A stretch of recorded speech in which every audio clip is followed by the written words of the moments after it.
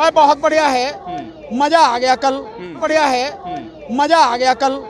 जिस तरह से घटनाक्रम घटा, आप जन सैलाब आज देख रहे हैं, लेकिन इसमें कई चीजें सामने हैं। नंबर एक, पुलिस प्रशासन का, उत्तर प्रदेश सरकार का और मोदी सरकार का घिनौना चेहरा नंगा हो गया।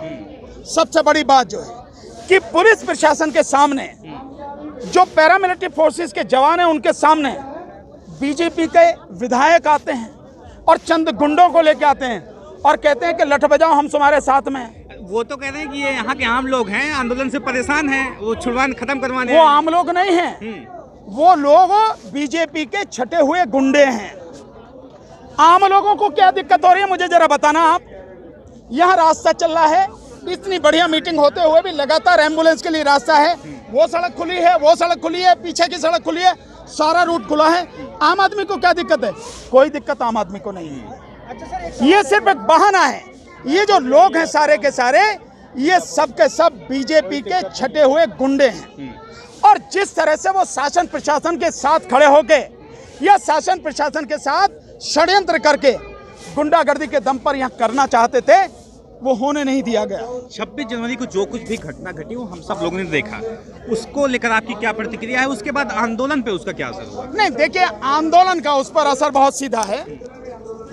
आंदोलन उसके बाद में और मजबूत हो चुका है और इसकी झांकी आप अब देख रहे हैं, आपके सामने है। दूसरी बात यह है कि जिस 26 जनवरी की घटना की बात कर रहे हैं, आप देखिए, मैं बहुत आपको समझाने की कोशिश करता हूं। यहां पर ये पीछे पूरा ट्रैक्टरों से भरा हुआ था, पीछे 10 किलोमीटर तक ट्रैक्टर ही ट्रैक्टर थे। और ये जो दो लाइन है, आप विशेष रूप से इनको देखिए, यानी 3-3 की 6 लाइन। इस लाइन में अगर कोई व्यक्ति घुस जाए, कोई भी व्हीकल घुस जाए, दिल्ली से पहले कोई कट नहीं है, दिल्ली ही जाकर मिलेनियम पार्क टच करेगा और रिंग रोड से घूम के ही वापस आएगा, उससे पहले नहीं आ सकता।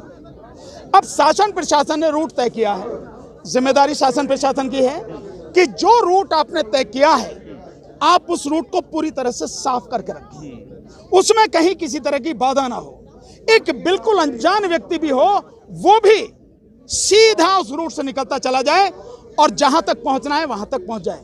ये आज की बात नहीं है या 26 तारीख की बात नहीं है। हमेशा जब आंदोलन होते हैं, ये प्रशासन की जिम्मेदारी होती है, क्योंकि सुरक्षा की जिम्मेदारी उसकी है। लेकिन प्रशासन ने, आपने देखा होगा, उस दिन ऐसा कुछ नहीं किया। प्रशासन ने यहाँ ये जो रूट है, इसमें कहीं भी जो बीच में ये डिवाइडर खड़े हैं 1-1 मीटर के, इनको कहीं से भी काटा नहीं। तो जो व्यक्ति यहाँ खड़ा है वो कहाँ जाएगा? स्वाभाविक आगे जाएगा। अच्छा, और पीछे था ना, अक्षरधाम पे बैरिकेडिंग लगी थी। कहाँ अक्षरधाम पर बैरिकेड? तो चलिए मैं आपके साथ चलता हूँ। अगर अक्षरधाम पर जहाँ बैरिकेड लगी थी, वहां पर मुड़ने का कोई भी रूट हो, क्या आप कह रहे हैं ये साजिश थी? मैं जानता हूं, पूरी साजिश थी। और इस साजिश में प्रधानमंत्री और इन सब के साथ से ज्यादा गृह मंत्री सीधे सीधे साजिश में शामिल हैं। यही उस साजिश को रचने वाले चाणक्य हैं, जो गृह मंत्री हैं। रूट जी प्रेस कॉन्फ्रेंस करते हैं, कहते हैं 400 से ज्यादा पुलिसकर्मी जख्मी हुए हैं। दूसरे दिन अमित शाह जी मिलने जाते हैं, यहाँ पे लगभग 150 से 200 किसान शहीद हो गए हैं। उनके लिए कोई शोक संदेश नहीं है। क्या ये सवाल आपको उनसे पूछना चाहिए कि आपको शर्म नहीं आती है कि पुलिस वालों को चोट लगी है? भाई, जिसको भी चोट लगी है, कम से कम मुझे उस बात का दुख है। उनको जल्दी स्वस्थ हो जाएं, मैं ऐसी कामना करता हूं। और हमारे जितने भी साथी शहीद हुए हैं, उस दिन भी हमारा एक भाई शहीद हुआ, उसके प्रति मेरी भावभीनी श्रद्धांजलि। लेकिन गृह मंत्री, वो क्या केवल पुलिस के गृह मंत्री हैं? क्या एक पार्टी के गृह मंत्री हैं? क्या एक संगठन के गृह मंत्री हैं? वो भारत के गृह मंत्री हैं। और भारत में अगर कहीं भी ऐसी कोई घटना होती है, दुश्मन भी है, उसे देखने जाओ, तो इसका मतलब यह है कि तुम तो किसानों को दुश्मन से भी बदतर मानते हो। आप उनको तो बता रहे हैं, बार बार मीडिया ये तो बता रहा है पुलिसकर्मियों को चोट लगी है। क्या उस गोदी मीडिया ने कभी ये बताया कि किसानों में भी इतने साथियों को चोट लगी है?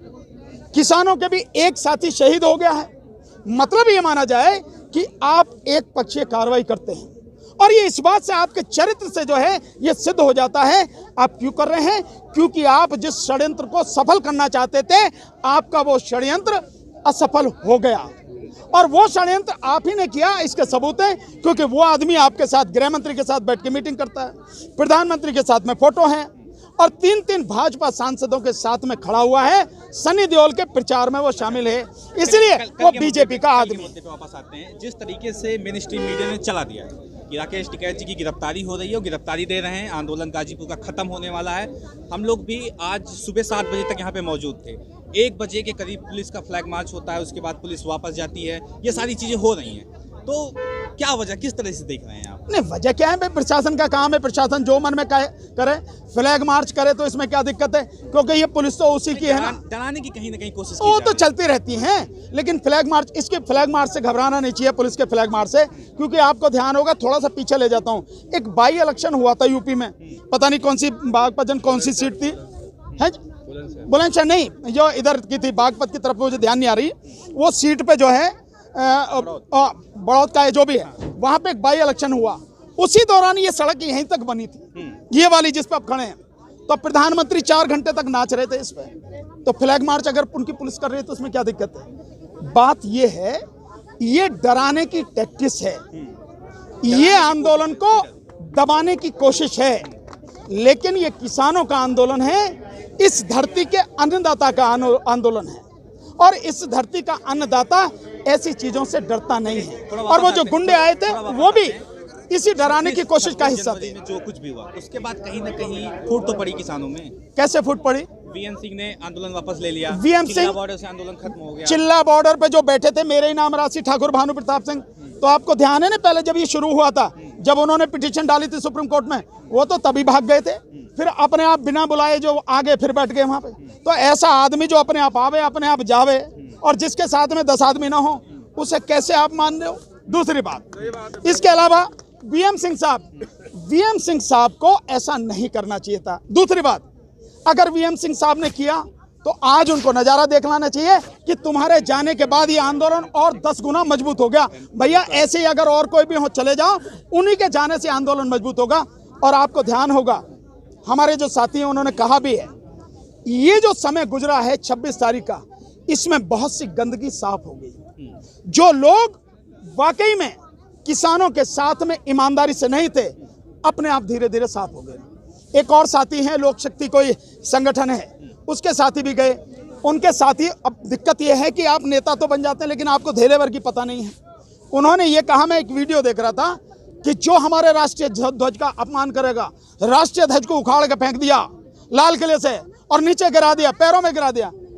अरे भैया, जाके वहाँ लाल किले पे तो देख तो लो कि झंडे को किसी ने अपमानित नहीं किया, किसी ने छुआ तक नहीं है, और जो भी निशान लगाया गया वो भी झंडे से नीचे है। तो जब आपको पता नहीं है चीज़ों की, जब आपको सही जानकारी नहीं है, तो क्यों बोल रहे हो? और अगर ऐसे नेता चले भी जाएं, बहुत बढ़िया भैया, जल्दी चले जाओ, ज़्यादा बढ़िया रहेगा, ताकि हम ढंग से काम कर सकें। राष्ट्रपति जी के का भाषण आ रहा है, तो मतलब ये एक अभी तक जो हमारे देश की राजनीति रही, उसमें राष्ट्रपति जी को एक प्रथम नागरिक के तौर पे देखा जाता है और सभी पार्टियां उनका सम्मान करती हैं। लेकिन आज का दौर ऐसा चल रहा है कि बहुत सारी पार्टियां उनके भाषण का बायकॉट कर रही हैं। इसकी क्या वजह आपको लगता है? नहीं, वजह सीधी है कि राष्ट्रपति पूरी तरह से रबड़ स्टैंप बन गए हैं, जो कि है नहीं। राष्ट्रपति अगर अपनी ताकत को समझें और उसका सही तरीके से इस्तेमाल हो, तो कोई भी सरकार, कोई भी प्रधानमंत्री इस तरह के कानून नहीं बना सकता।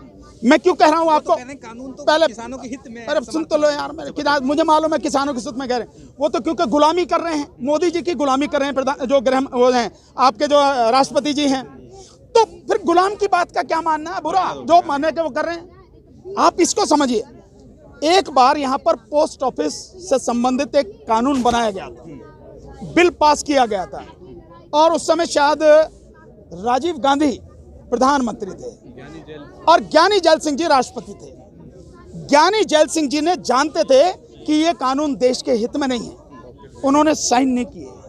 वो कानून सालों साल पड़ा रहा और अंत में खत्म हो गया। और ज्ञानी जैल सिंह जी इतने भी, मतलब जैसे ये तो एडवोकेट हैं, ये जो राष्ट्रपति हैं, इन्हें तो कम से कम अपने वकील होने की मर्यादा तो निभानी चाहिए, कानून को पढ़ लेना चाहिए। जब आप पढ़ नहीं रहे हैं, बिना पढ़े ही साइन करे दे रहे हैं, आपकी जिम्मेदारी क्या है? आप देश के संवैधानिक हेड हैं, क्या आपको नहीं चाहिए कि जो कानून देश हित में नहीं है, देश की तमाम जनता के विरोध में है, किसान और मजदूर के विरोध में हैं। आप कम से कम उस कानून को एक बार वापस तो भेजिए, आप साइन मत कीजिए, इतनी पावर तो है। क्योंकि कानून में, संविधान में कहीं नहीं लिखा कि राष्ट्रपति को इतने दिन के अंदर अंदर साइन करने होंगे। आप पढ़े रहने दीजिए, इतना तो आप कर ही सकते हैं। लेकिन जब आप पूरी तरह मानसिक रूप से गुलाम हो चुके हैं और जो प्रधानमंत्री कह रहे हैं वो आप करते चले जा रहे हैं, तो भाई आज जो आप देख रहे हो, मैं मानता हूं राष्ट्रपति अगर जरा भी नैतिकता उनमें बची है तो ये देश के राष्ट्रपति का बहुत बड़ा अपमान है कि देश की जो सभी विपक्षी पार्टियां हैं उनके बजट सत्र के अभिभाषण का बायकॉट कर रही हैं। ये समझने वाले व्यक्ति की बात है, अगर नहीं समझे उसके लिए कुछ भी नहीं। एक चीज और, कल जो कुछ भी हुआ गाजीपुर बॉर्डर पे, आज सुबह से ही जो पॉलिटिकल पार्टियां हैं उनके नेताओं के आने का तांता लगा है। सुबह जयंत चौधरी जी आए, उसके बाद मनीष सिसोदिया आते हैं, आज शाम होते होते अलका लांबा भी आ गई, कांग्रेस की प्रवक्ता जो हैं। तो कहीं ना कहीं पॉलिटिकल नैरेटिव देने की कोशिश की। बिल्कुल नहीं, ये गलत बात है, कोई पॉलिटिकल नैरेटिव नहीं है। अगर ऐसी घटना होती है, ये एक सामान्य परंपरा है कि कहीं भी कोई साथी, कोई संगठन अगर देश को बचाने के लिए लड़ रहा है और ऐसी घटना घट जाती है, सभी साथी उनका हौसला बढ़ाने के लिए, साथ देने के लिए आते हैं। हर चीज में पॉलिटिकल नैरेटिव नहीं देखना चाहिए। और अगर उसकी बात आप कर रहे हो, यहाँ ऐसे बहुत लोग हैं जो लोग किसी ना किसी पॉलिटिकल पार्टी से अटैच हैं, लेकिन वो किसान हैं, वो मजदूर हैं, वो विद्यार्थी हैं, वो वकील हैं, वो डॉक्टर हैं, वो प्रोफेसर हैं, और देश को बचाने के आंदोलन में वो सारे के सारे एकजुट होकर साथ हैं।